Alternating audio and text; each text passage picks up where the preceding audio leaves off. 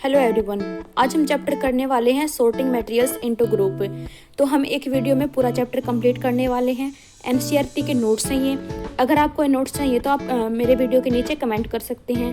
मेरी वीडियो को लाइक और सब्सक्राइब जरूर करें। तो सबसे पहले हमारा रहेगा जो मटेरियल होता है, हमें जो मटेरियल है वो सॉर्ट करना, मतलब ग्रुपिंग करनी है उसकी। तो हम कैसे करेंगे, सबसे पहले पढ़ लेते हैं मटेरियल क्या होता है।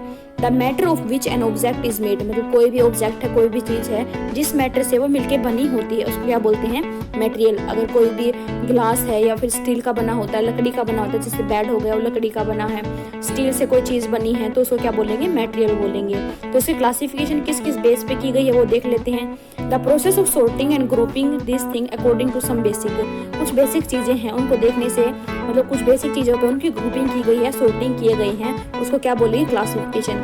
उस objects can be classified on different basis, वो डिफरेंट बेसिस पे किए गए हैं। जैसे शेप को देखकर मटेरियल कौन सा यूज है, स्टील है, वुड है, कौन सा यूज है, फिर उसके यूजेस क्या क्या होते हैं, उनके बेस पे हमें जो ग्रुपिंग है या फिर सॉर्टिंग है वो की गई है।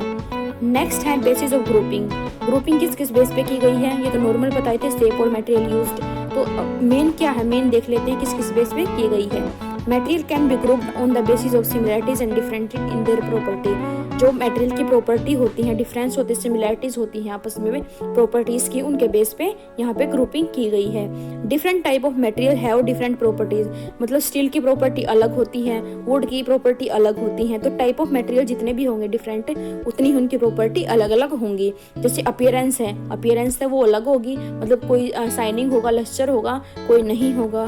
तो सोल्युबिलिटी होगी, कोई सोल्यूबल हो जाएगा, कोई नहीं होगा।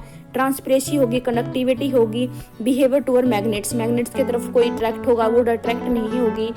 आयरन होगा वो अट्रैक्ट हो जाएगा। तो इस बेस पे ग्रुपिंग की गई है। नेक्स्ट देख लेते हैं हम प्रॉपर्टीज ऑफ मटेरियल, मतलब प्रॉपर्टीज देख लेते हैं कौन कौन सी होती है। सबसे पहले अपीयरेंस के बेस पे हमने पढ़ी थी, हार्डनेस के बेस पे और टेक्सचर के बेस पे। तो अपीयरेंस कैसे देखेंगे, कोई शाइनी होता है, कोई नॉन शाइनी होता है।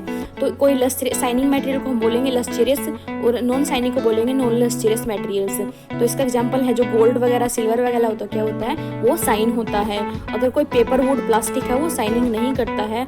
तो इसको हम अपीयरेंस के बेस पे हम ऐसे ग्रुपिंग करते हैं। फिर हार्डनेस, कोई भी चीज़ हम दबाते हैं वो एक तो सॉफ्ट लगती है और एक हार्ड होती है, वो दब नहीं सकती। जैसे कॉटन वूल हो गया, पेटल्स हो गए, इनको हम दबाते हैं तो सॉफ्ट लगते हैं। हार्ड में क्या आ जाएगा, वुड हो गया, वो दब नहीं सकते, हार्ड होते हैं। तो ऐसे इनकी हार्डनेस है, ये भी प्रॉपर्टी ऑफ मटेरियल्स होती है। एक टेक्सचर हो गया, कोई रफ होता है, कोई स्मूथ होता है।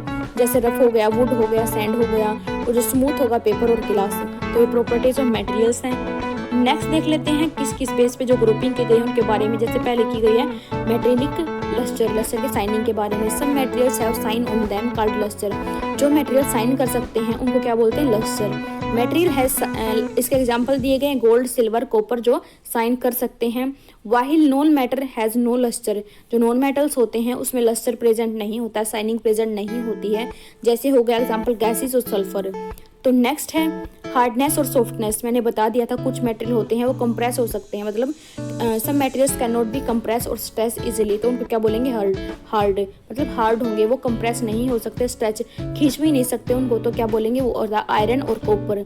सम materials appear smooth on touching, हम कुछ मटेरियल्स को अगर टच करते हैं तो स्मूथ होते हैं टचिंग में, तो उसको क्या बोलेंगे, उसका एग्जांपल क्या होगा, ग्लास, तो उसको बोलेंगे सॉफ्टनेस।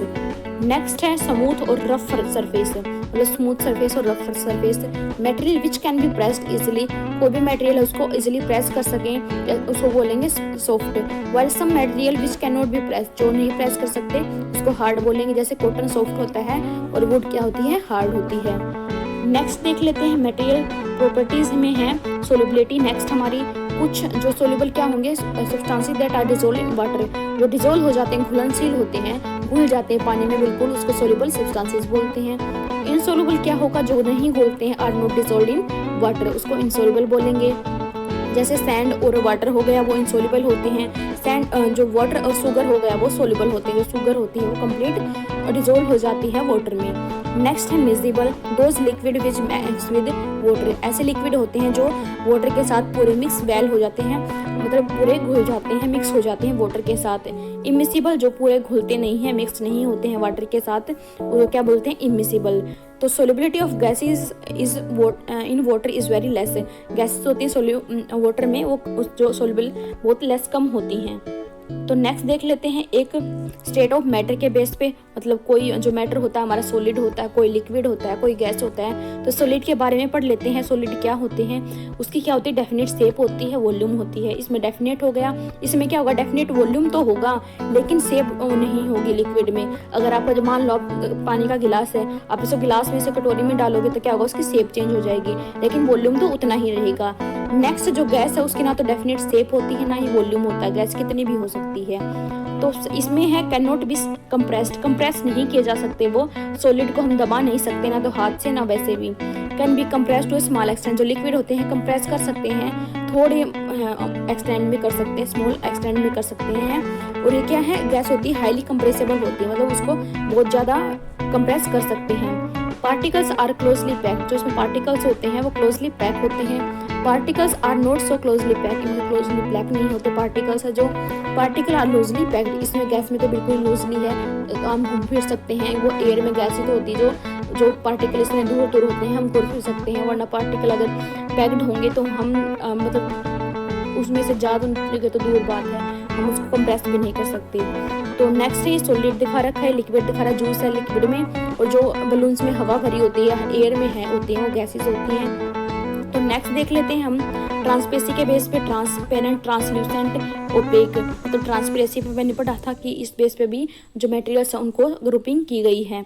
तो ट्रांसपेरेंट क्या होते हैं, अगर उनमें से हम लाइट पास करें तो कंप्लीट लाइट है वो पास हो जाएगी। मतलब गिलास है अगर कांच का तो आप उसमें से देखेंगे तो आपको सेम टू सेम ऐसा ही दिखेगा। एयर का एग्जांपल ले लेते हैं, आपको एयर होती है बीच में फिर भी हमें बिल्कुल साफ दिखाई देता है। नेक्स्ट है translucent, allow light to pass through them partially. Translucent मतलब आपको धुंधला धुंधला दिखाई देगा। आप कोई भी बटर पेपर ले ले, मतलब ऑयली पेपर ले ले तो आपको क्या होगा, उसमें से धुंधला दिखाई देगा। ओपेक क्या होता है, उसमें से बिल्कुल भी ना दिखाई दे, मतलब वुड हो गई तो आपको अगर उसमें से देखोगे तो उसमें बिल्कुल भी दिखाई नहीं देगा। इस बेस पे भी हमारी जो मटेरियल है वो ग्रुपिंग की गई है। तो ये बता दिया था मैंने सोलिबिलिटी के इनसोल्युबल और सोल्युबल, जो सोल्युबल होते हैं पानी में और जो नहीं होते हैं। तो नेक्स्ट देख लेते हैं हमारी डेंसिटी के बेस पे। डेंसिटी मतलब जो फ्लोट करते हैं पानी में और जो सिंक हो जाते हैं। तो हमारा फ्लोट करेंगे, ड्राई लीव्स हैं वो सूखे हुए पत्ते हैं वो फ्लोट करेंगे, एप्पल है वो फ्लोट करेगी। सिंक क्या होगी कि पैनी ये होते हैं जो पानी में डूब जाते हैं, तो डेंसिटी के बेस पे भी हैं। लस्सीरियस मैंने बता दिया था, जो साइनिंग करते हैं, नो लस्सी जो साइन नहीं करते हैं। सॉफ्ट हार्ड भी बता दिया था मैंने। नेक्स्ट आज के लिए इतना ही। Thanks for watching my video, please subscribe my channel. Thank you.